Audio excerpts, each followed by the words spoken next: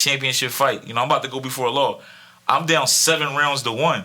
Wow. So these next couple rounds, I gotta give it my all. So I feel like this part of my life is the championship rounds. Wow. So I'm out this joint swing. They like, yo, he out here swinging. I'm trying to get a knockout.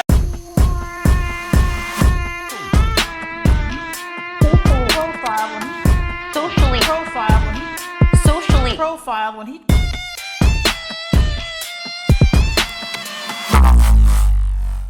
Assalamu alaikum. This is Adam Saleh, the first episode of Socially Profiled, here with my co-host Slimmy Slim. Say what up. Yo, assalamu alaikum. What's happening, man? First podcast of the year 2021, live recorded in the studio in Philadelphia, and we got a very, very special guest in the building today, man. He's an actor, a supermodel, movie star, rapper, talk about everything, it. Everything, man. We got Tone Trump in the building. Hustler, traveler, superstar, megastar. The Muslim Don is in the building with my little bros, man. It's official, man. Assalamu alaikum to the Muslims, man. Much love to all the non-Muslims and everybody worldwide. We in the building. We in the building, man. I have one quick question. What happened to the Muslim Don here? Hey, Jay, man. We got to get that Muslim Don logo back up there. Go get Jay. Jay trying to show all his little technology off, but we good. Let's keep it rolling. Yo, tell me the funny thing, on the way here from New York to Philly, man, we was just blasting the whole album, American Hustler, bro. American Hustler, that's a classic, man. Yeah. To those that's listening who haven't checked it out yet, please go stream it. You can also hit me directly. I got the hard copies, pause. That's a limited edition. But that American Hustler is a classic project. Yeah, I'm glad y'all was tuned in. That's one of my favorite albums of yours, actually. I appreciate that, man. And one of my favorite songs in there is actually Philistine. Like, how'd you come up with that Philistine? Yeah, well, honestly, the term Philistine was, birthed in the prisons. People like, the legend Abdul Muqeet, one of our big ox, and people like Ro Nitty, you know what I'm saying, who brought the idea to me. And me being like, the face and the voice of our movement, it was only right that I brought it to the world. And we basically renamed Philly, the section we represent, wherever we at is Philistine. Philistine, which is the land of Philly. So like when you think of the stand is land of or place of. So like when you hear Pakistan or Afghanistan, it's the land of. So for Philistine, and we adopted the same flag as Palestine, Gaza, to represent our people over there. We feel like they're oppressed. We definitely feel like we're oppressed, and we're not trying to compare our oppression to theirs because everybody's pain is different, everybody's suffering is different, and then we all Muslims too. So we had a combination of things in common with them, being oppressed by our government, they being oppressed by the Zionists, and we being oppressed over here by the criminal justice system, which is the same Zionist evil leaders. So it's all in one. That's amazing. I've always wanted to Philistine to the world. Philistine to the world. That's a beautiful free meaning. Gaza, free Gaza, free Palestine. I actually love it, man. You know what I actually love about you too, Tone? Like you always rep and you're super proud of being Muslim. Like your whole movement, Muslim Don. Right. You're super proud of it. So one thing I want to know is about your journey to Islam. Right. I want to know, were you always about one thing I want to say first, because I realize almost every interview I do, and especially when I do it with brothers of Arab descent, they always mention how proud and unapologetically Muslim I am. The reason why it stands out so much is because a lot of our Arab brothers begin to hide their Islam after 9/11. Because so many brothers were being, targeted. I understand. I'm not gonna lie, I was one of those. I respect your honesty. Yeah. So you got a lot of brothers, even the area that I lived in at the time. I remember, I'll never forget, one day I went to this gas station, and the Arab brother had shaved his beard off, and then I noticed another time one of the brothers, the Sheikh brothers, who are very good brothers, and they're allies of mine as well. Shout out to all my brothers from that faith. They wear the turbans, and non-Muslims be thinking they're Muslims, but they're not. So a lot of them were being attacked as well. So I seen one day, I felt so sad. I seen this one guy, and he had his turban tucked inside like a regular baseball hat. So I'm like, the Sikhs, yeah. So it's like you trying to hide your faith because of fear and because of hate. And for me, it was it's the exact opposite. Islam saved my life. Islam is the love of my life. Islam is the best. So it's why would I hide that? That's my best attribute. That's the biggest blessing you can have in the world, is to be Muslim. So to hide that to me is just crazy. You know what I'm saying? So it's like for me, like when people see, you know, you come and you see my crew, my whole crew, you see the big beards. It's not a Tone Trump thing. It's a Philistine thing. It's a Muslim thing. I like that. Yeah, you know, that's it's a the fact. sunnah. The sunnah is to grow the beard and to trim the mustache. So that's coming from the Prophet, peace and blessings upon him. That's not coming from Tone Trump. You know what I'm saying? So some of these brothers now are, you know, shaving their faces. They, you know, they only wear thobe during the Eid, stuff like that. No, I have a lot of young people following me. A lot of young black brothers following me. A lot of brothers from the streets following me. So as you better the way you dress, when I put on certain garbs and stuff like that, if you look better, you'll feel better, you'll do better, you'll act better. Don't nobody want to fight when they in their nice clothes. Don't nobody want to like. I don't want to fight if I'm in a Gucci thobe. I don't want to fight, bro. Like, you know what I'm saying? Right now, I can fight. You know what I'm saying? But I don't want to fight. But if I come in like with like some fatigues on, or you know, like just a hoodie on with no logo, you know what I mean? It's like I'm ready to rumble in this joint. If it go down, it go down. But so I feel like the beauty of what we do, I feel like we are the best of humanity. We are the most beautiful. We are, you know, we shine and it's and the Ummah had got away from that for so long, and I feel like one of the things I brought back is bringing back. I like to say I made it cool, you know, the style of it. So now you see a lot of Muslim rappers openly praying and saying things in it, you know, and people might say, you know, that's haram, and I understand that. I don't argue. I don't do religious debates. I don't wear Islam on my sleeve. I wear it in my heart. So I'm not going to argue with nobody in my comments about my level of iman or whatever.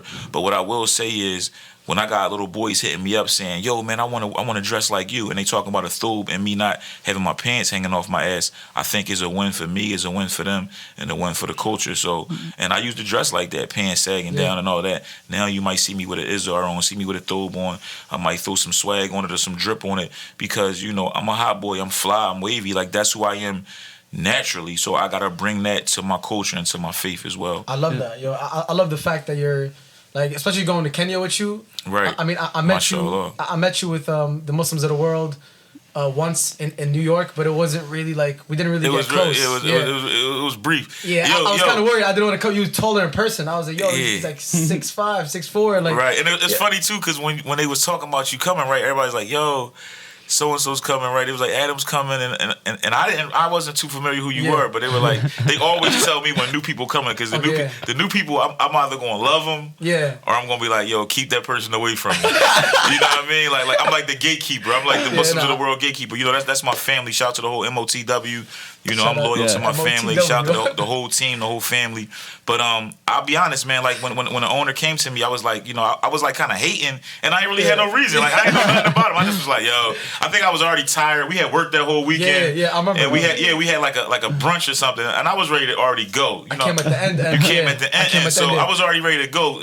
To be fair to the bro, but I wasn't really feeling it, so I think I like slammed him, and then I was like, I'm out. Yo, first impression though. What was your first impression though? Right, be honest. Yo, rip him. Right. But the good thing was, one thing I'm always polite. Like I wasn't like mean, but I wasn't walking, and I wasn't like, yo, bro, where you from and all that. So like they went off and did a photo shoot and all that. I ain't with all that. You know what I mean? You probably thought, yo, who's this trapping. pretty dude? But what I will say is, man, the beauty of Islam is, man, it brings us all together because in a regular world in this dunya, it's really no reason for these American Yemenis kids living in New York to link with this African American kid from West Philly. For what other than our love and fear for Allah and our love for Islam? So we go to Kenya together, and like this, we brothers. It's like we know each other all our lives. That whole trip was super special, man. Honestly, and y'all earned my respect, which is beautiful because y'all earned my respect. Nobody made me like y'all. It wasn't like they were like, be nice to them because they're got a podcast or they're on YouTube. No, it was like I respect them as Muslims, as men.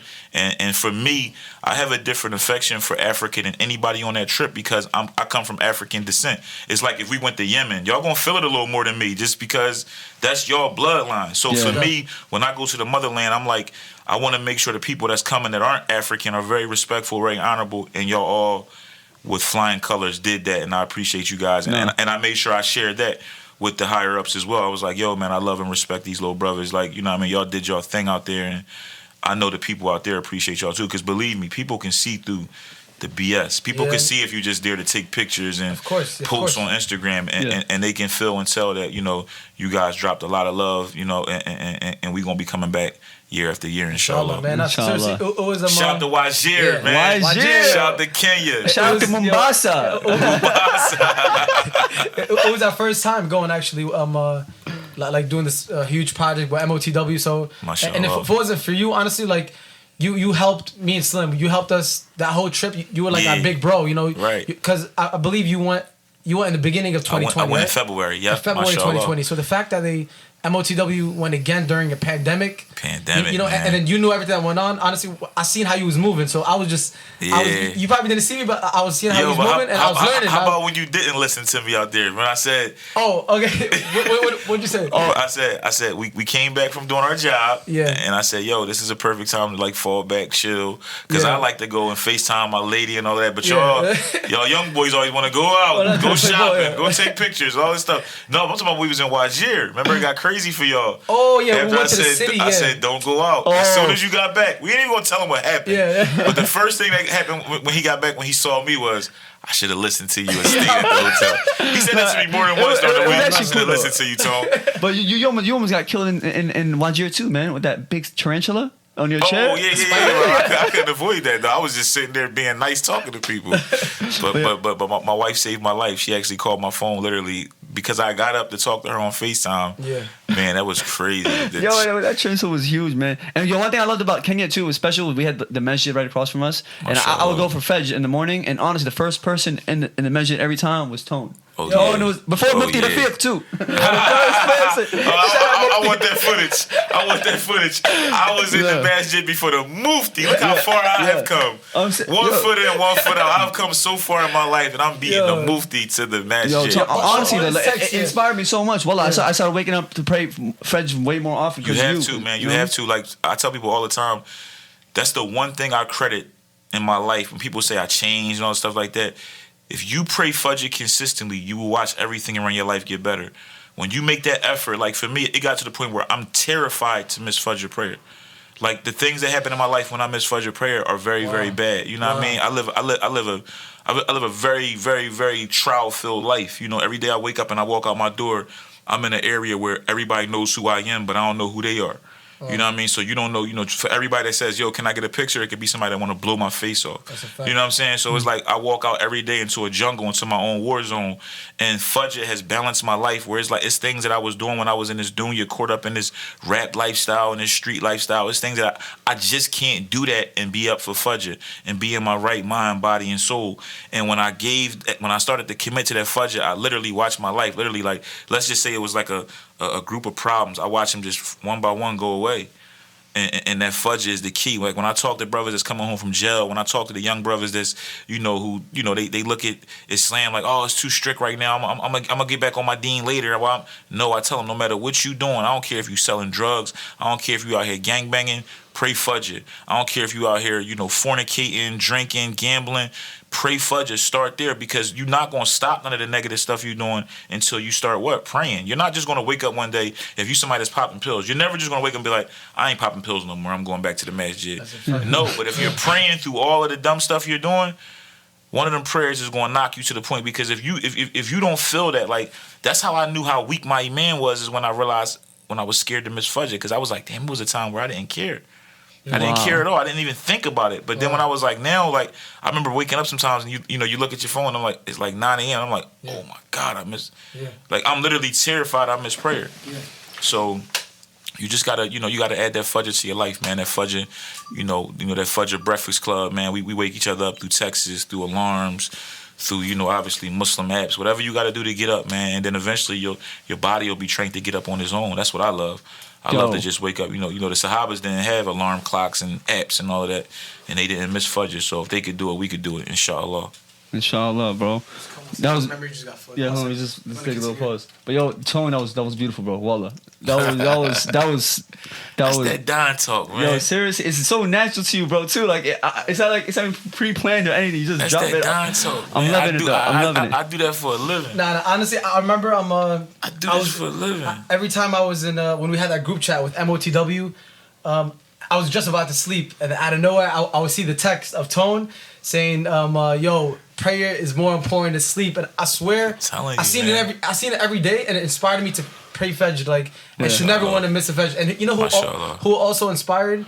Fusi also inspired him to, once he left Kenya and he seen you praying Fajr, he was like, "Yo, if I see Tone praying Fajr. You know, I'm a pray Fajr too. So you inspired a lot of Mashallah. people to pray Fajr. So Man, may Allah listen. bless you for that. I mean. I need all them blessings, man. I need all them. def, yeah. I need all them barakats. I need all them hasanat. And one thing I tell people, like, cause like as people have seen me grow up, you know, like when I was first coming into the game, I used to be on World Star every day, to the point where they was calling me World Star Tony. Like the owner of World Star called me that, and I used to be on there wilding out, dissing dudes and rap beefing and all of that stuff. So I do interviews with people who remember me from then, and then they see me now and they just praising me like, yo, you're so changed.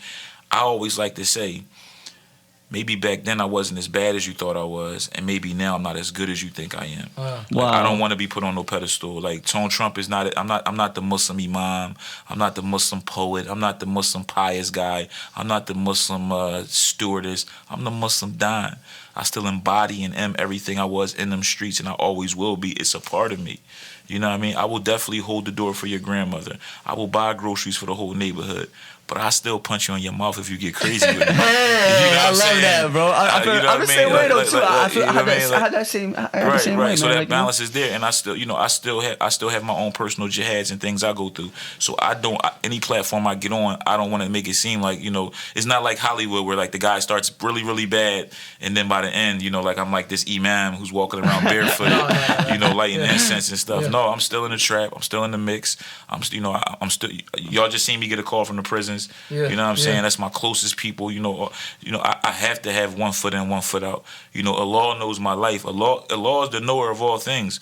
So it's like I conceal certain things off of like Instagram because I'm not going to be showing everything, because we should be bashful about our faults and our sins.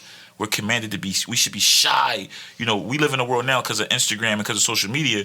We just boastful about our sins. People are just like, you know, like, yo, I got a pound of weed. Yeah. You know what I'm saying? It's like, yo, like you really can have that and nobody know. It's really okay for nobody to know. But we live in this show off world. But for me, it's about just bettering myself.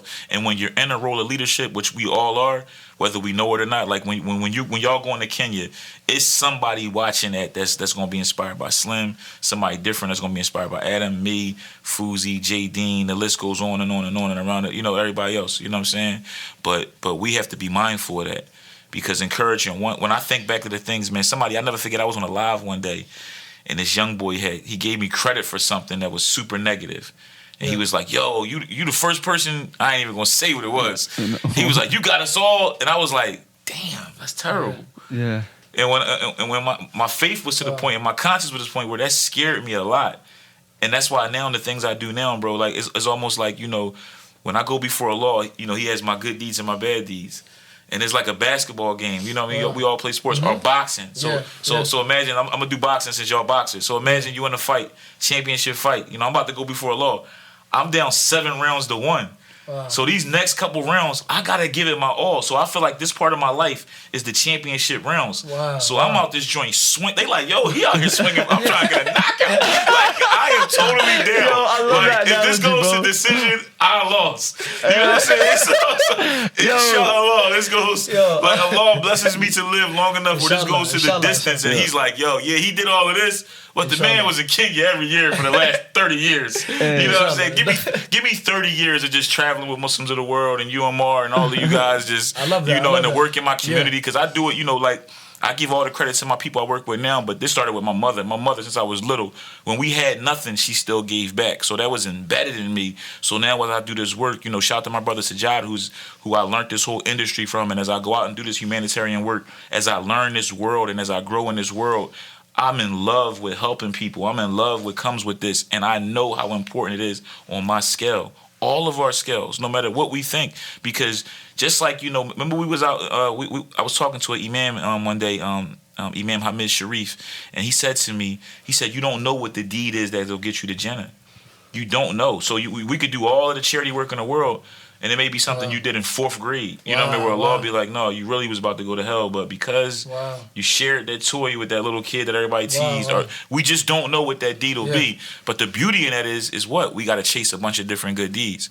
I go out every day. It's like after I do something dumb, I try to immediately do something good. You know what I'm saying? Like it's like and to me that's beautiful though, because it was a time where I did something dumb and just did more dumb stuff after it. Now it's like, you know, like it could be something small as like I might have been ignorant to the Uber Eats guy because he was like taking long or something, and then after he leaves, I'm like, damn, this brother is like working his ass off for pennies, and I'm getting mad sitting in the condo. Yeah. So then I'm like, yo, I gotta feed the homeless tomorrow. Yeah. You know what I mean? So it's not like I'm doing this. It's not like I'm doing this because I'm just this great. Of course. No, man. I don't want to put that on, man. Yeah. So and I also want to inspire those in the struggle.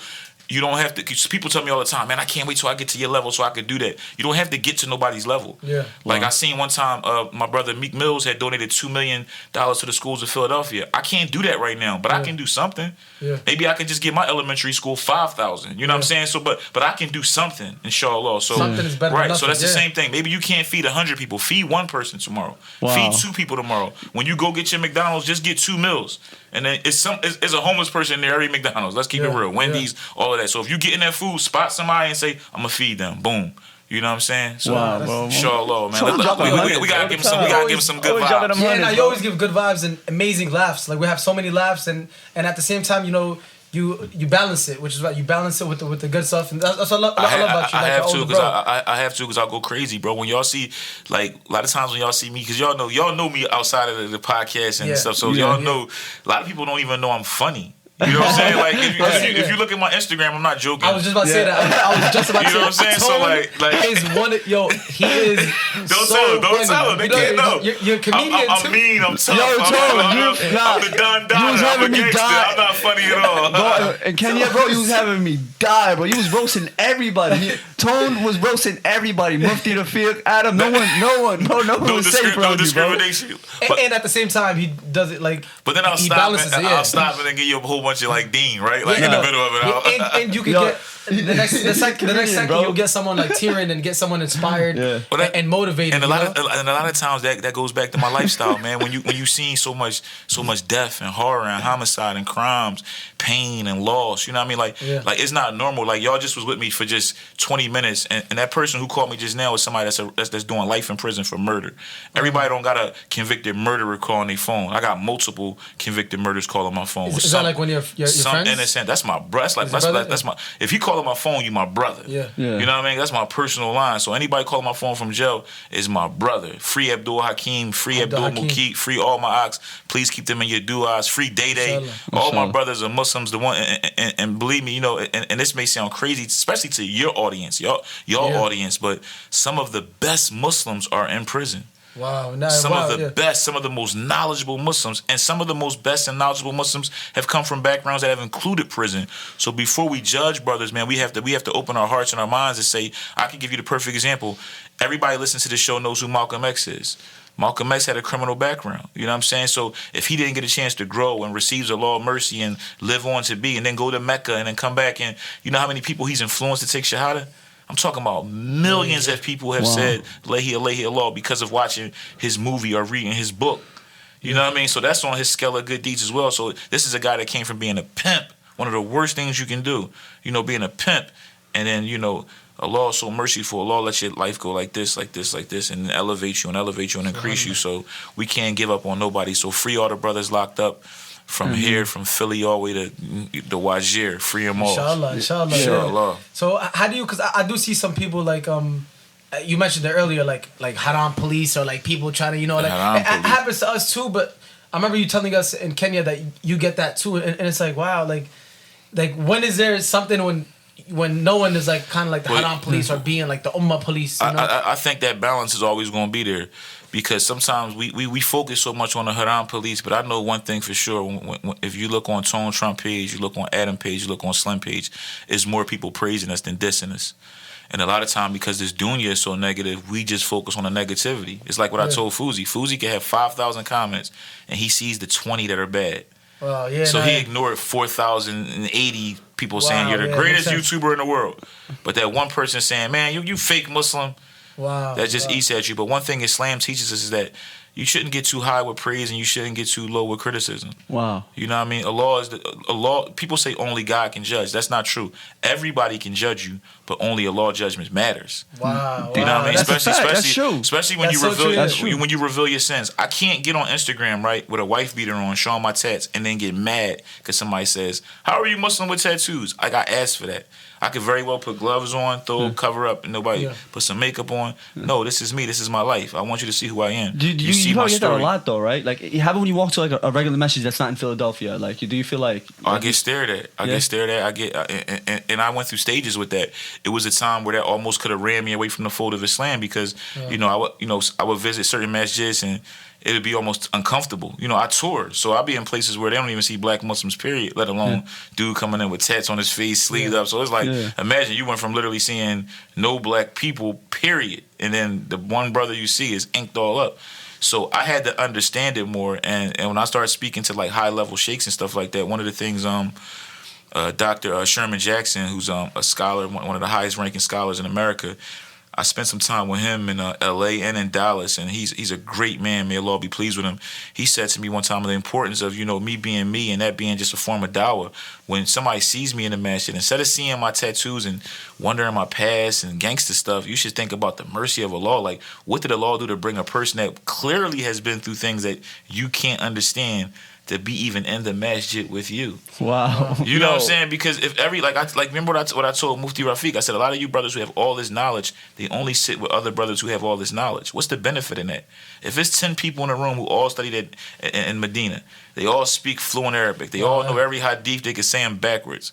Where's the benefit? But if you take 5 of them out that room and then put 5 brothers with tattoos on their face who just learned Al-Fatiha and who are just becoming Muslims, and they get to sit down with somebody now who's been to Medina, who can explain Islam to them on so many different layers, and you know how many beautiful stories there are. Like the other day, this brother, the Imam, told a story to to a new Shahada, and it was a story I never heard, and it was such a beautiful story. And these guys all got these stories and these informations, but if they don't share them, we don't know. He was talking about one of the companions back in the day, a brother named Omar, and talking about his strength and how he was riding for the Prophet, peace and blessings be upon him. And it's like, we should hear about those heroes. You know what I mean? We should know about that because we're made to believe that the praying man is weak and, that's like a form of being soft. No, that's the toughest thing you could do is be a praying man, a praying Muslim. That's the best thing you could be, because that is the difference. It's the difference between a praying Muslim and just a Muslim. Somebody that's not praying can be very, very dangerous. Not to say that somebody praying can't be, but, people, I tell people all the time, Salam Alaikum ain't the password. Somebody said, the FBI could salam you. Yo, the FBI could salam you. How did you come up with this stuff, bro? You're so smart. I mean, Salam Alaikum ain't the password. I was super serious, and then Slim always make me laugh. Listen, Salam Alaikum is not the password. Because if we let that be the password, it'll be anybody at our table, anybody at our masjid, anybody in our meetings, and we have to be very careful. Yeah. We have to tighten up. We have to tighten our rope. We have to protect our women. Like when I hear stories, like certain things that even our Arab brothers go through, we don't go through. Like I'll never forget, Fuzi was saying, I used to be so worried that my mother going to the store with her hijab on and what would happen to her. And I'm like, if my mother wear her hijab and somebody look at her wrong, it's gonna be so many bullets put in that person. You know what I'm saying? Like we don't. That's not a worry of ours. Yeah. But we've commanded that. We've demanded that. We've ensured that. Yeah. You know what I'm saying? Nobody with a hijab. That's a crown. A hijab is a crown. That's a fact. Especially in this. It should be in the world, in the ummah, but in the black community. You're not hurting no sister. You're not harming a sister in Philadelphia and Philistine and getting away with it. Wallahi, I promise never you. Never that. I'm a personally make sure I get 3-4 bullets put in you. Never. Not personally, not me personally. I'm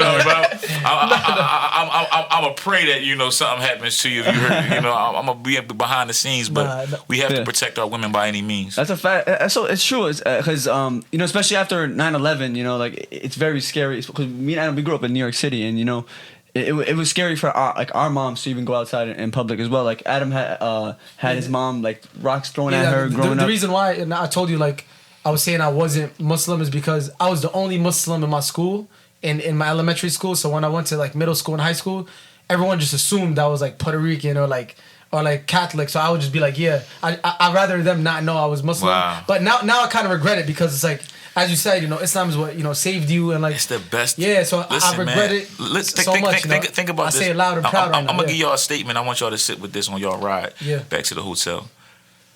The worst Muslim is better than the best non-Muslim.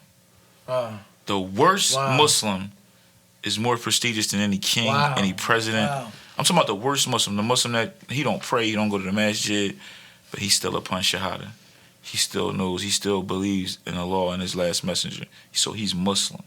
Wow. He can come out of that. We can make dua for him, sincere dua. That person can end up being the biggest sheikh, you know what I mean, in the land. So the worst Muslim, so as you being a Muslim, you already have a head start. He had a head start on everybody in that school because no matter what, when something went down with when all y'all had finals coming up, no matter what you was giving off, he could still ask Allah to help him. They can't.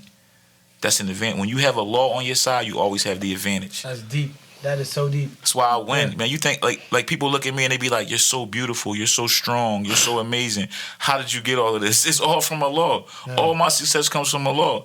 Allah, my confidence, everything. Like I don't just say these things. I believe these things. Like on my way to come here, like I tried on a couple different things. I'm like, my young boy's coming. I got to make sure. You know what I'm saying? Nah, yo, the halal drip looking icy, man. Honestly, as always, I see you, bro, with the wrist, the necklace, bro. As always, I want to be like Tone Trump when I grow up, bro. Frank Mueller, man. Yeah, I want to be like Tone when I grow up. You man, on the right track? On. You hanging with me? That's the first step. You hang with 4 rich dudes, you be the 5th one. You hang with 4 good Muslims, you be the 5th one. You hang with 4 bums, you be the 5th one. You know what I'm saying? So the choice is yours. You are what you hang around, right? Oh, brother, man. If somebody hang around y'all long enough, I'm gonna give you a perfect example. Yeah. If I took anybody right now and said you gonna go hang with them for a couple weeks, they gonna come back and they gonna be vlogging. They gonna know about vlogging. You know what I'm saying? They gonna know about. Channel started. That's just how it is when you're around somebody. That's so. Yo, that is so true. I wasn't. Y'all had me. Yo, listen. I vowed never to do TikTok, and then when I got around y'all, I was like, maybe I need to learn TikTok. Yeah. But as soon as I wasn't around y'all no more, I didn't want to do TikTok no more. But I was around the brothers that was on it. Do you have a TikTok now or no? Nah, I still ain't got one. You should make one, honestly. Everybody tell me that. You should definitely. I gotta make one. Everybody tell me that. I was thinking. I be trying to be so cool. I be thinking it's cool not to do stuff. You can do sometimes. regular video because honestly, Tone, you spitting so much more hundreds throughout this whole podcast. Like this whole podcast is a dime, bro. It's a like diamond. 200 TikToks already, right? Yeah, bro. I'm telling you, that's 200 TikToks. Bro, you inspire so much people. But I'm super inspired by everything you're saying, bro. Like everything you say, like alhamdulillah, man. I'm happy to even call you my big bro, man. Like seriously, Man, you're such an inspiring dude, the bro. The honor is mine as well. And one of the things, like I had spoke to Adam a couple days ago on the phone. One thing I want to express on this podcast is about us opening our hearts, first of all, our ears and our eyes, because we all, shut each other out so much. Like I said, it's like when I first met him, let's say I never saw him again. That's messed up. You know what I mean? I left judging like I don't think I like this guy. He left feeling like the Tone wasn't welcome in. So let's just say we never saw each other again. It shouldn't be like that. The way he left feeling, the way we all left feeling from Kenya, imagine if we all made each other feel like that every time we linked. And not just us, not us because we influencers or we artists and we YouTubers. I'm talking about humanity, period. I'll give you a perfect example. Last week I had 2 different announcements on my page about brothers taking Shahada.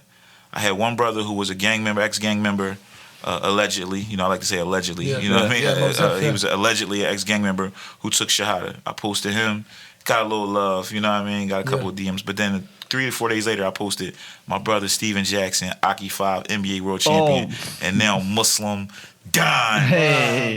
He took Shahada, mashallah, and my DMs, my messages, everything was flooded with so much love and support. That's wild. I'm talking about brothers. I would love to help him out. I would love to teach it. And that's beautiful, mashallah. But I didn't get that for the other brother. And in my people, like especially with black Muslims, this is very prevalent. Like I got treated differently after I did Creed by certain people. Just where I lived at. A lot of Arabs live where I live. A lot of them didn't deal with me at all. A lot of them didn't even salam me. Clearly, like you said, you could look at me and see I'm Muslim. Even if you see the tats, like I'm talking about these people seeing me in Thul. These people seeing me reading Quran. These people seeing me in the masjid and literally walk past me. No, not one person would even talk to me. Wow. You know what I'm saying? Like literally. And then like the movie came out and then people, movie. Wow. I said movie. People that didn't speak no English. These are straight up Arabs. Like, but they're so excited now. I know movie. And I'm like, wow, you know what I mean? So treat everybody like a celebrity. Yeah. Treat everybody like they were in a movie. That's the Islamic way. That's being the best of humanity. So when I say we are the best of humanity, I'm not saying it because we were the best oods or because of the money that's in Saudi or anything. I'm talking about because if we follow the ways of our beautiful and beloved Prophet, peace and blessings be upon him, we would sincerely be the best of humanity. The Prophet wasn't just nice to Muslims. There's plenty hadiths, there's plenty stories, legendary stories of him being very loving and nice to humanity. That's amazing. And we got to carry that. And to the Muslims, and let me ask, this is something to the Haram police. Yeah. The same people that are be on Instagram harassing me, harassing you, will go to work and be so nice and polite to a non-Muslim. You sitting there online breaking a Muslim down, and then you'll be in traffic, you'll be at work, you'll be at school, and you'll be like even Adam was said he was guilty of. He was in school trying to fit in with the Catholics and the Rican dudes and stuff like that. There's so many people that do that now because so many people criticize me, right? And then I'll go to their page and there's not one post about Islam. So you in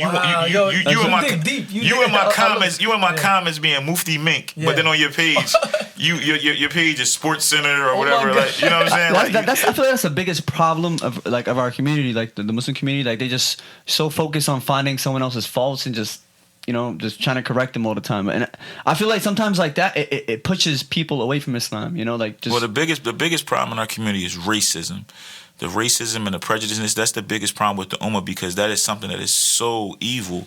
And when you have that in your heart, it trickles down to everything else. That's where a lot of that judgment comes from. It's very similar to white supremacy.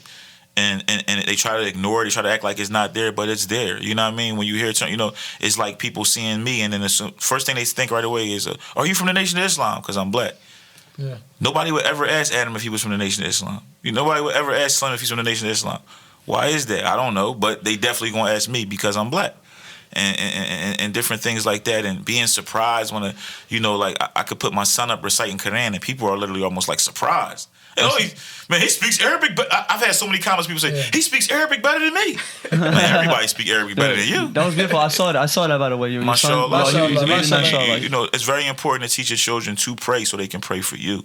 You know what I mean? Their prayers are genuine and sincere, and Allah is going to listen to the prayers of a child. Believe that, So it's very important. When you have your babies knowing the power and the realness of dua. I love that, man. But I'm gonna go back to where you mentioned Creed, the movie Creed. Yeah, I was gonna bring that up. It's one of the top movies in the world. That's Oscar nominated, Golden Globe winning, $200 million film grossing. Wow. Man, that first one was my favorite too, honestly. The first one was the only one. And the fact that you got to pretty much you got to play yourself. No, not pretty much. I was. You was Tone Trump. The credit said Tone Trump as Tone Trump. Well, not only that, like in the scene in the beginning, it was like it says Tone Trump. Like the awning. I was headlining that night. How did it happen? Like everything? How was the whole experience? Honestly, with Jordan. Alhamdulillah, man. All my success comes from Allah, man. It worked out great, man. And sometimes when we think we're being punished, we're being blessed.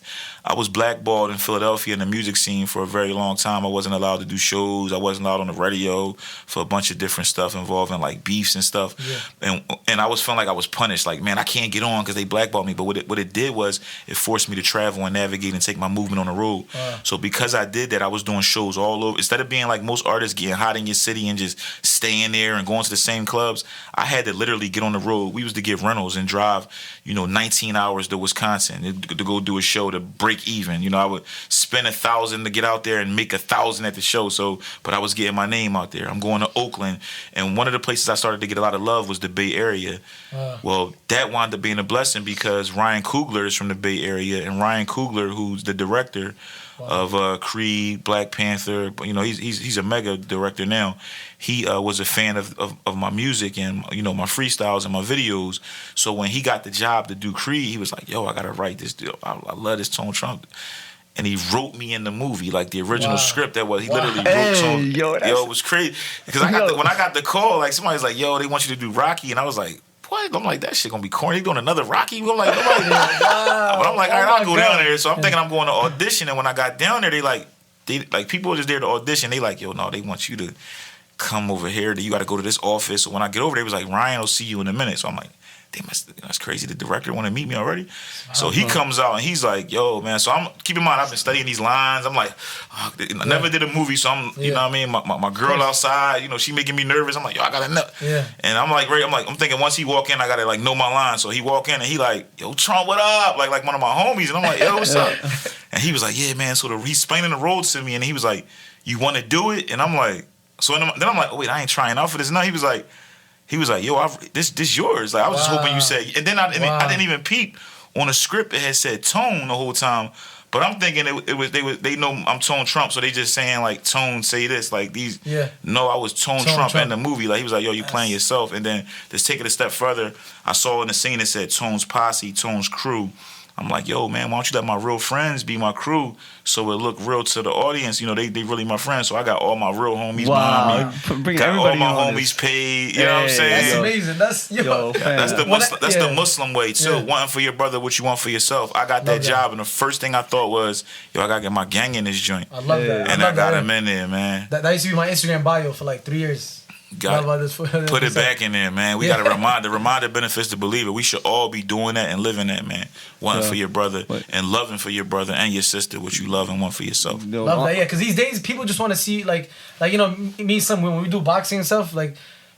You can see people want us to win, but there's also some people who want us to lose. Like, yo, man, I don't know how to feel about that. You'll be more successful. Well, take it as a sign of a compliment because you think of the greatest fighters ever.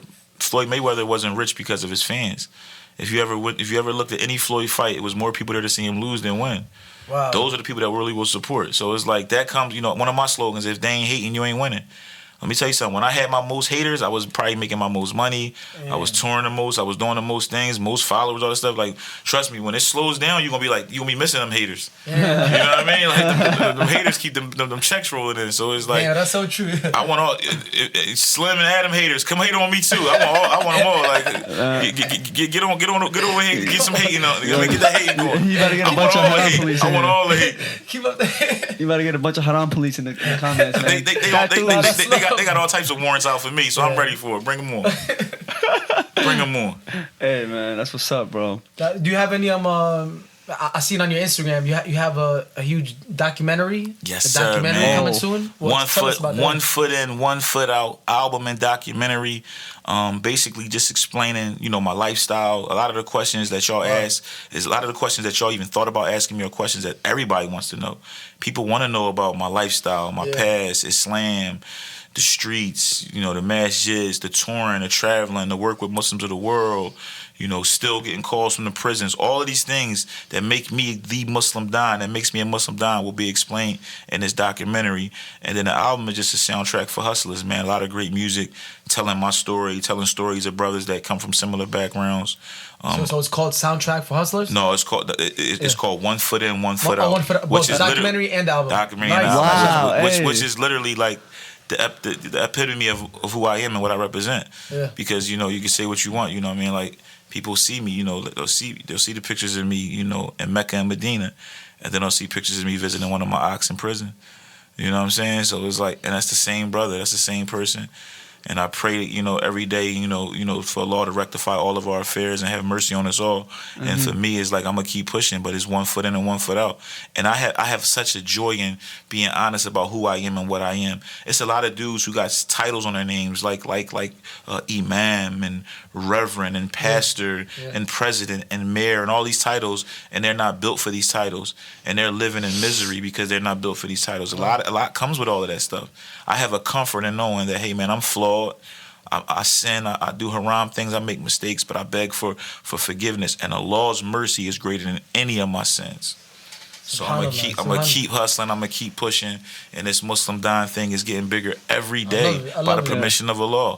When is your worldwide, bro? Like, worldwide, baby. Your documentary and your album. When is it?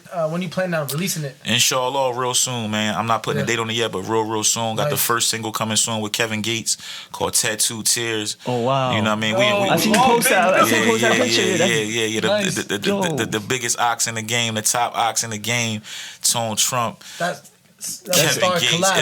It don't get no bigger than that for the ox. So I'm excited for that. That's man. That's gonna be the anthem for the ox that got 1 foot in and 1 foot out, and the ox that's waking up for Fajr, you know, but still struggling with different, you know, jihads, but they focused on praying and being better Muslims, and I'm there for them. I know who my movement is for, and I'm okay with that. The people who criticize me, it wasn't for y'all anyway. I don't post for y'all. I don't make music for y'all. I don't dress for y'all. Y'all ain't cool enough to even understand what I got going on. Ooh. So it's like when they in my comments, sometimes I look at their page and I be like, he not supposed to like me. Yeah. He's a dork. You know what I'm saying? So it's like he's supposed to criticize me. He could never sit at my lunch table back in high school. Yeah. You know what I'm saying? Stuff like that. So it's like I never looked at nobody. Nobody ever left a negative comment and I went to their page and was like, damn, he's fly. Yeah. Why he hating? They never fly. Yeah. They never. You know what I'm saying? They always got so many many things in common, and I'll let the listeners figure out what those things are.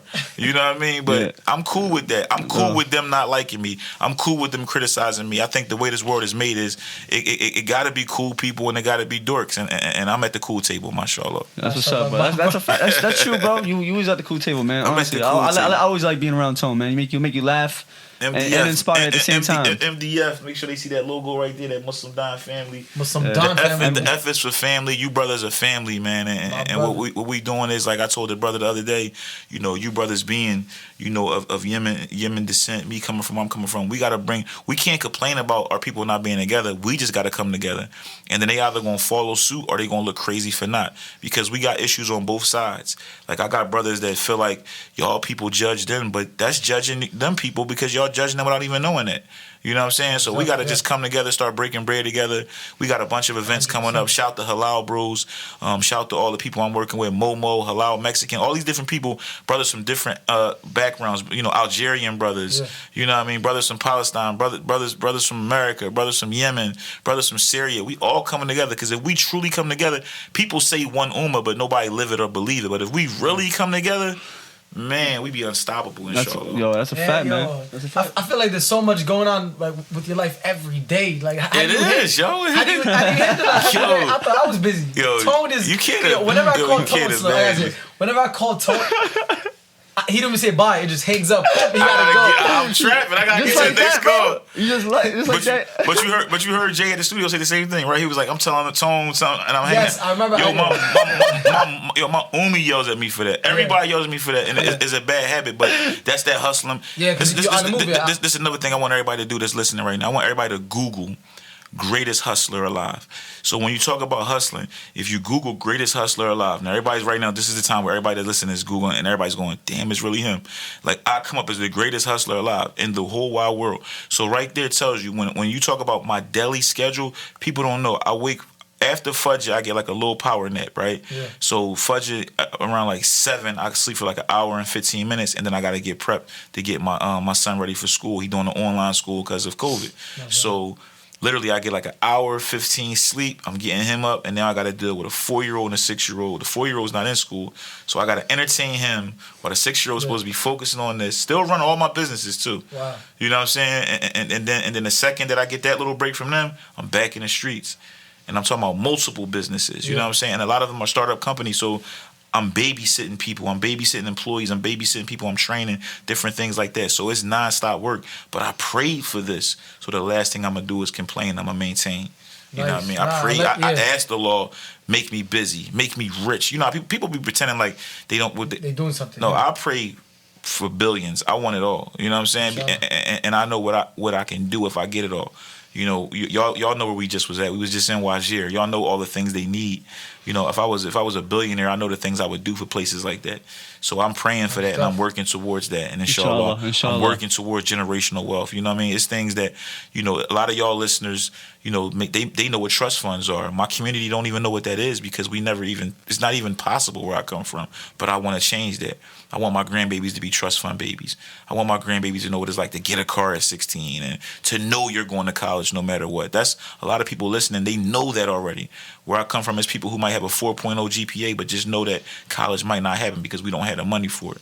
So I want to work, and more importantly, I want to pray and work and hustle and trap to change all those mindsets and misconceptions. And that's what we're doing with this movement. And the people that don't understand is the Gucci thobes, the diamonds, the raps, the lifestyle. Sometimes that makes people look, and then when they look and they pay attention, then we give them what they really need. Wow. You know what I'm saying? Yeah. And now we can tell y'all about all the things we need in our communities, in our schools, and how we going to better them and change them and make more heroes and more presidents, because every child has a chance to be whatever they wanted to be. And before they make that turn, we got somebody to grip them up and say, no, go this way. You know what I mean? Man, Tone Trump for president. I don't think I can give y'all no more than that. You're the president of Philly, bro. Tone Trump, president of USA, bro. Yo, when you start Muslim Don, I want one of those hats, man. I gotta get you laced up, man. This Muslim Don. You gotta give me one of those hats. This Muslim Don movement, man. I feel like I was born a Muslim Don, man. So to say when I started, it's like you born and not sworn in. You was born a Muslim Don. You just ain't know it yet. You know what I mean? You've been living it your whole life. Cause the average little kid that's Yemenis couldn't even blend in and act like he was Puerto Rican. So they would have been exposed so quick. So you had to be a Muslim Don to even pull that off in New York. Right. You know what I'm saying? You had to be a Don. Right. Slim is definitely I spent the week with Slim Pauls. He is the definition of a Muslim Don. Yeah. Shout out to Slim. Yo, I appreciate you, Tone. Seriously, my thing turned up. But yo, I appreciate that, Tone. Honestly, it means a lot, man. You call me Muslim Don, man, and having your approval, bro. Honestly, that's all. Listen. There's only a couple ways. There's only a couple ways you could be approved. And that's the safest way. Me just I just gave you the VIP pass. I ain't make you smoke nobody or nothing. You see what I'm saying? Hey, bro, listen. I could have sent you on a mission tonight. Like, look, man, the first person that speak to you, man, blow their head off. You know what I'm saying? No, but yeah, it's a positive movement, man. It's about giving back. It ain't what you got, it's what you give back. So we want to make sure we encourage people to give back, make sure our people give back, make sure our people do wonderful things. You don't have to be a part of an organization to give back. You don't have to be rich to give back. You just got to have a heart, and you got to have a heart, and you got to be committed to it, and you got to be sincere about it. And if you do that, you'll receive way more than you give, no matter what you give. Inshallah. I mean, bro, seriously, man. Yo, Tone, when I was on Instagram, and I saw that you were on like the cover, I think it was like GQ magazine or something? I wasn't on the cover, but I had a 4-page spread. I did GQ because you introduced me as a supermodel, and some people might have laughed. But let me clarify that. That's what I'm saying. Once you published in GQ, man, you officially are, like an international model. You know what I'm saying? And I also walk New York Fashion Week too. So if you do Fashion Week and GQ all during the pandemic, I did both of these accomplishments. Wow. So I think I'm legitly like a supermodel. You know what I'm saying? I've been a sex symbol since birth, but now I'm a supermodel. I'm a supermodel to go with it. Mashallah. The big supermodel. The top op. So to anyone who's curious and who's listening, like, how'd you come up with Tone Trump? Like, Tone Trump. I'm from Philly. I'm from Philly, right? And from Philly, Atlantic City is really close to Philly. That's where our casinos and stuff is at. So when I was young, I used to go to the casinos with a big time dude in the streets from my neighborhood. And when you go to casinos in Atlantic City, the first things you always see was Donald Trump's name everywhere. The Trump Plaza, Trump Hotel, Trump this, Trump that. So one of the OGs, Billy Brown, man, may Allah be pleased with him. He passed away. He used to say, called me Little Donald Trump. You know what I mean? Because I was like his good luck charm. He used to go out there gamble. He won a bunch of money. He gave me a couple $1,000, tell me take it back so he don't lose it, and then I would drive his car back and get him. And I was young, like I wasn't even allowed to drive yet.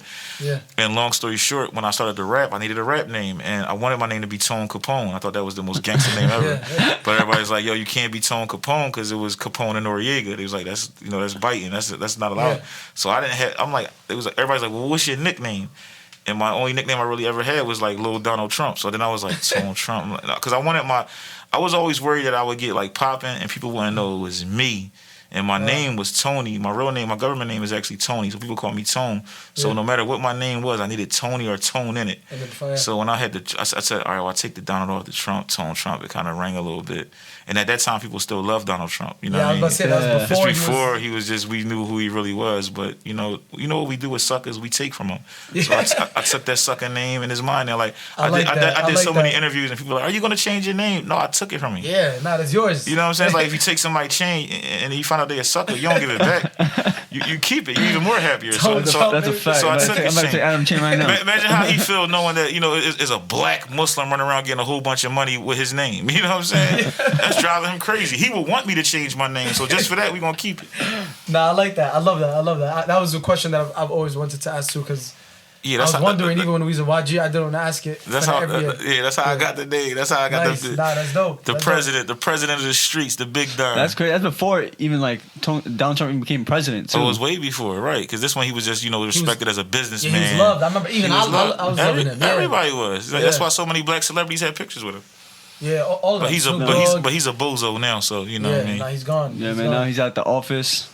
We got Biden back. Now it's Tone Biden. No, it's not. I like Trump more than I like Biden, to be honest with you, man. I think Biden might be worse than Trump, man. Because one thing about Trump, we got to learn, especially as young Muslims, man, it's okay to learn from your enemies, man. Yeah. You don't got to be weak. We don't got to be cowards and let all these people make decisions for us. See what's really going on. Pay attention to what's really going on.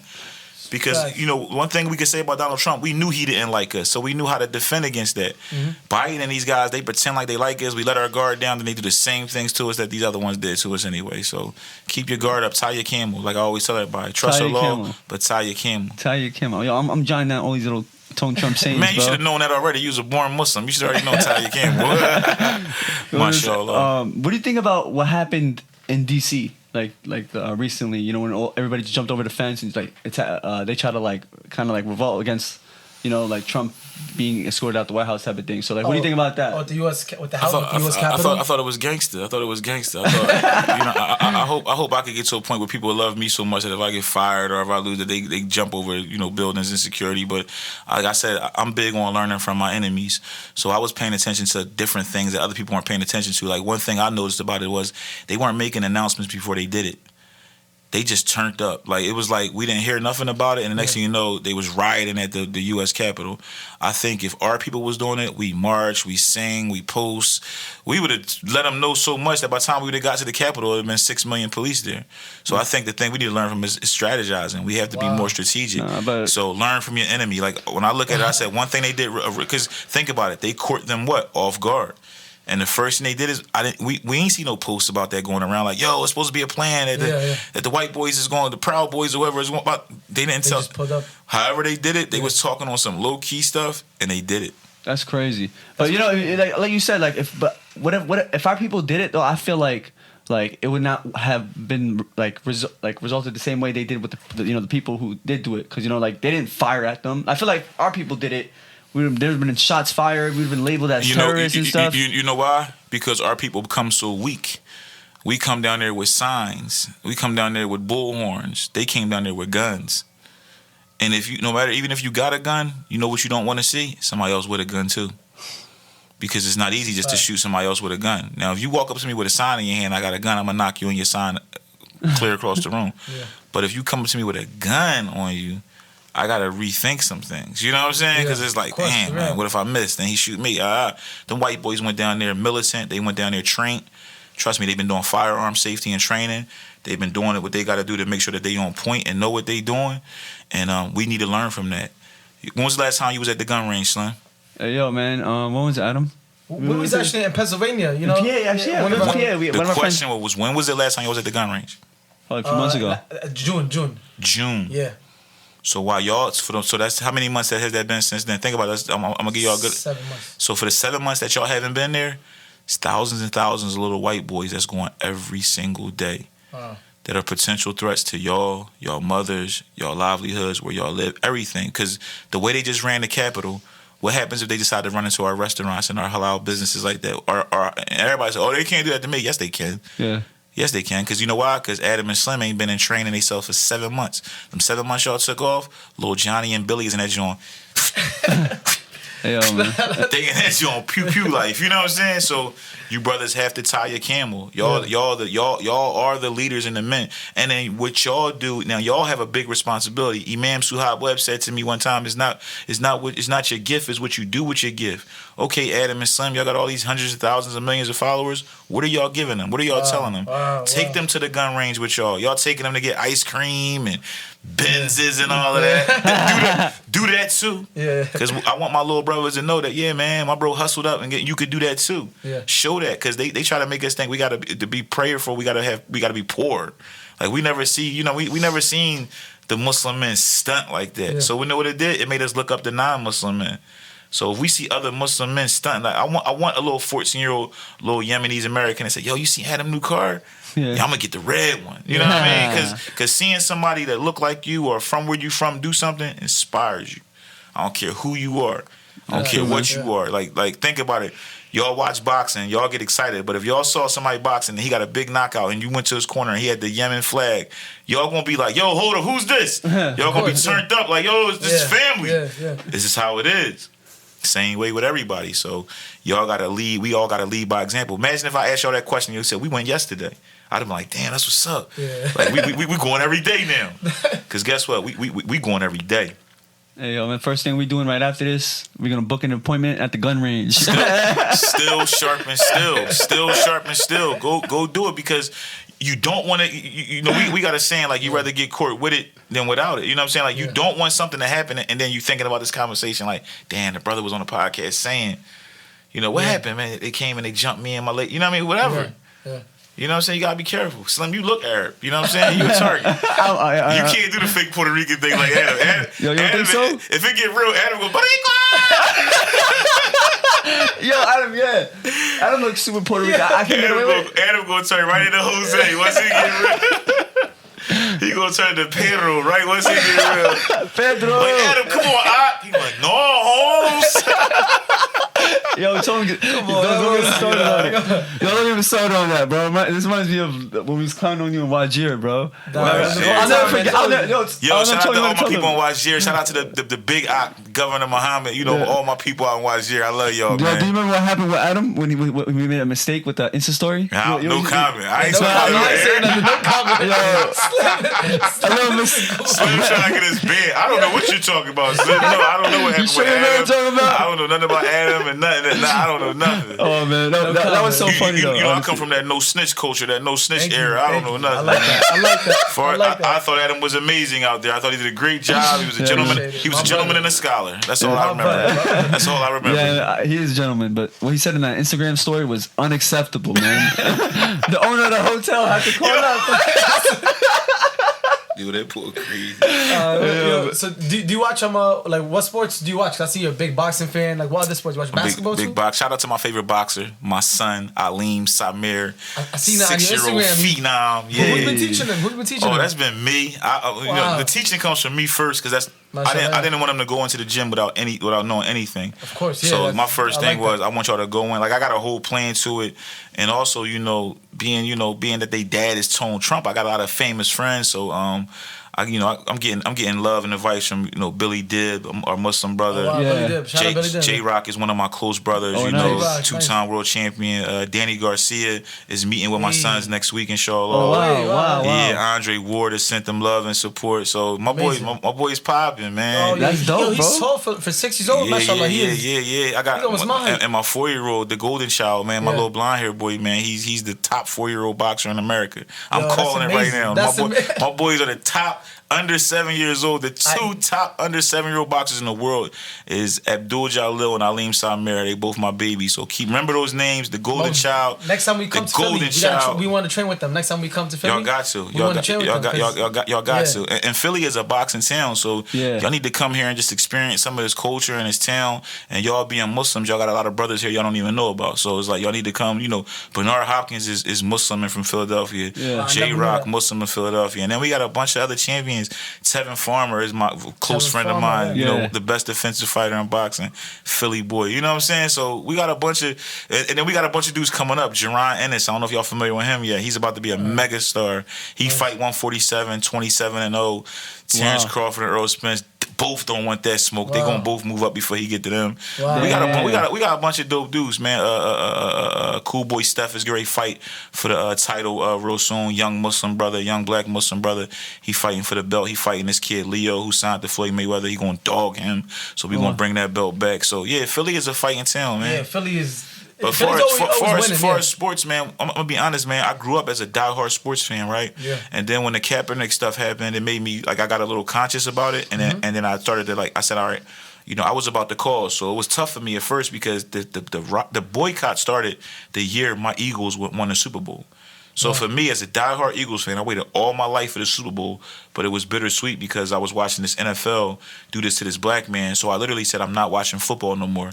And in the process of not watching football, I started filling that time up with different things. And then I said, damn, I was realizing how much of my time sports was taking up because I was a football dude, basketball, boxing. Yeah. And I'm like, man, I'm spending all this time investing my time into this, and it's just like, and nothing comes from it. Fandom and sports, like when you really think about it, like you watch every basketball game in the world, it does nothing for your soul, anything. So what I mean? It's just like entertainment, which is cool, but it should be dealt with in doses. Mm-hmm. So for me, because I was able to do that, I kind of literally lost touch with sports altogether. So other than boxing, I really don't watch anything. I love boxing, the sweet science, but all the other stuff is just like WWE, like you know what I mean, like. LeBron's going to win it this year. We all knew the story. It's like storylines and everything. So it's like I love to see them brothers get their millions. I don't want no hate. Yeah. But for me, it's like I don't watch that stuff. Nah, that's so true. Sometimes I feel like it's It's like video games. It's You're just scripted, wasting yeah, time. and it's scripted. It really is. But I want them to get their money, so we ain't gonna hate on the brothers. But I definitely agree. That's crazy, man. At times, I feel like at times boxing could be scripted. Like sometimes like. No, let me tell you something. You can't play boxing. You can't play boxing. But you ever seen what about like some of the close fights? You ever seen some of the close fights? Like well, scripted is different. Now you're saying it's something maybe like rigged at the end or rigged something. in the end. That's I what I'm think trying to say. anywhere as a human is cheating. So anywhere as a human being, there's cheating. So it's like no one's gonna ever tell me that every single judge is legit. No, it's some judges that's taking money. It's boxers that do drugs, but then there's also good dudes that don't. There's also good judges that don't. That's with everything. You know what I'm saying? It's just like if you think of anything. If you think of any room, any room you walk into, somebody in there is a drug dealer, somebody in there is a drug addict, somebody in there is very smart, somebody in there is dumb, somebody in there is pretty, it's just that's what it is. It's like when you have a certain amount of people, there's going to be different people from walks of life, different vices, different addictions, different good qualities. That's just how it goes. That's why when people say, well, do you think there's gay players in the NFL? Of course there are, because if you have 700 men, some of them are going to be gay. I don't care what it is, whether it's football, being a trash truck driver, or if you got 1,000 men in the room, some of them are going to be athletic. Some of them are going to be Muslims. Yeah. Some of them are going to be Catholic. It just is what it is when you deal with numbers. So, definitely. Who do you think will win in Ryan Garcia versus Tank Davis? Who do you think? Tank is going to smoke him. It won't even be close. He's going to embarrass him. He's going to hurt him. He's going to make a lot of money doing it. But that's not even going to be close. It's going to be bad. Do you think they're going to actually fight this year? Because they're talking about they're going to fight. They saying they are, but I feel like they're not. I don't know why. I feel like it's just hype. Yeah, part of me feels like it's kind of soon because it's like the way I feel like Tank is going to beat him, his value would go so low. It's like, why would they want to do that to Ryan Garcia so soon? You know what I mean? Like he's coming off a pretty credible win with Luke Campbell. So it's like he can realistically fight one or two more fights that are way less dangerous than Tank, make some good money, build his profile up. And you figure, boxers nowadays only fighting once a year, sometimes twice a year. Yeah. So you figure if he fights two more fights, that's 2 years more of him getting stronger and ready for Tank. Because Luke Campbell knocked him down in his last fight, and Luke Campbell ain't no Tank. So if Luke Campbell put you on the canvas, if Javante hit you with one of them bricks he throwing, that's game over. Night, bro. That's a night. He's sleeping for the rest of the night. He gonna wake up in the hospital with a bunch of YouTubers next to him at his bedside, vlogging him. Vlogging him. Ryan Garcia keeps saying he's gonna get him in the second round, like 2 rounds. He's like two rounds. He's selling a fight. Yeah. He's a showman. He's the kid's a star. Yeah. Wow. He's a YouTuber, man. He should be boxing in y'all league with the YouTubers. He's a YouTuber, but I take that back because Ryan been fighting at nationals and stuff like that since he was a kid. So Ryan's a legit fighter. He's but still, he's an LA kid. A lot of people call him like TikTok. They call him Instagram boxer and stuff. He'd beat all their ass though. Yeah. Anybody talking about him, he'll knock their ass out. But he not beating Tank. He not beating none of them boys. All the people that they talk about in that lightweight division, Ryan can't beat none of them. You don't think he'd beat Devin Haney? I know he won't beat Devin Haney. How about Tyson? Devin Haney, he won't win a round against Devin Haney. Devin Haney's going to smoke him, outclass him. Too good of a boxer. I love how you know so much about boxing. It's levels. Yeah, Devin Haney is a technician. Yeah. So somebody like Ryan doesn't stand a chance. And Teofimo Lopez. Ryan against Teofimo Lopez.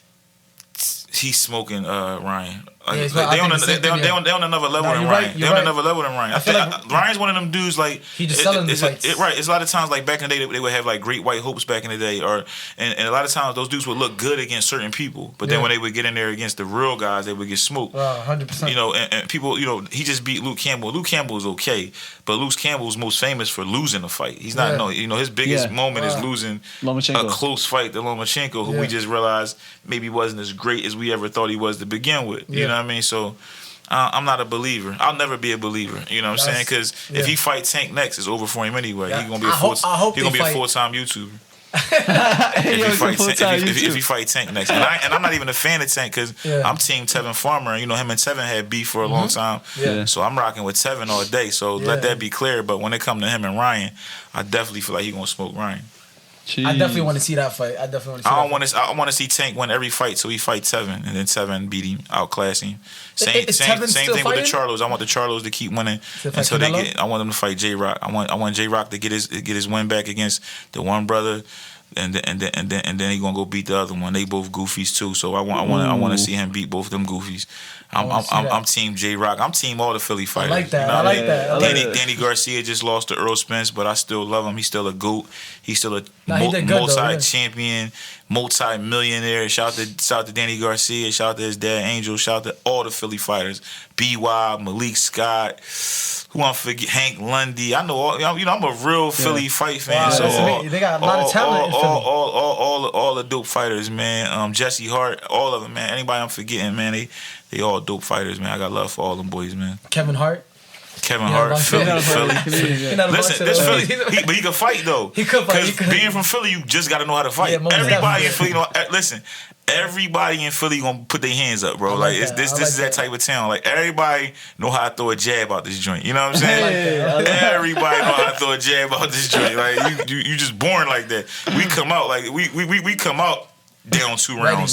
So you gotta come out swinging. You know what I'm saying? I love it, man. I love your Philly pride, man. Honestly, like all day, every day. It's hardcore, man. But yo, this whole podcast has been real, man. Yo, Tone, honestly, it's been a pleasure having you. Man, it's been an honor. It's been an honor to be here, man. I want to salute y'all. I want people to pay attention to the work we all doing. We just getting started.